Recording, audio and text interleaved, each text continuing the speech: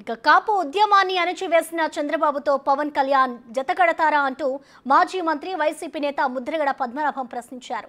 ఓటర్లు చాలా తెలివైనోళ్ళు, తనకు అధికారం ఇవ్వాలని కోరే బదులు వేరొకరిని గెలిపించాలని పవన్ ఎందుకంటున్నారో గమనించాలని కోరారు. సీఎం జగన్మోహన్ రెడ్డిపై పవన్ కు ఎందుకు అంత ద్వేషమో ప్రజలు గమనించి ఓటు వేయాలని కోరారు. సీఎంగా జగన్ను గెలిపించుకోవాలని ముద్రగడ కోరారు. నాయకుల కన్నా ప్రజలు ఓటర్లు చాలా తెలివైన వారు, గ్రహించే శక్తి టీవీలు సెల్లు వచ్చాయి.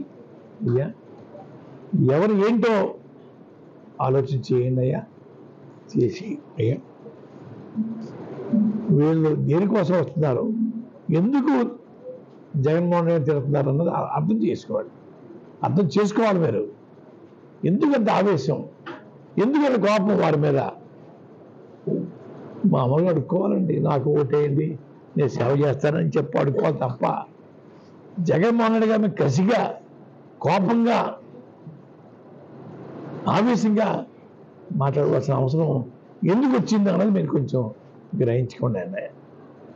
అయ్యా అంతకన్నా చెప్పేది లేదు. మా సుబ్బారావు గారిని మన సునీల్ గారిని గెలిపించమని మరొకసారి కోరుకుంటూ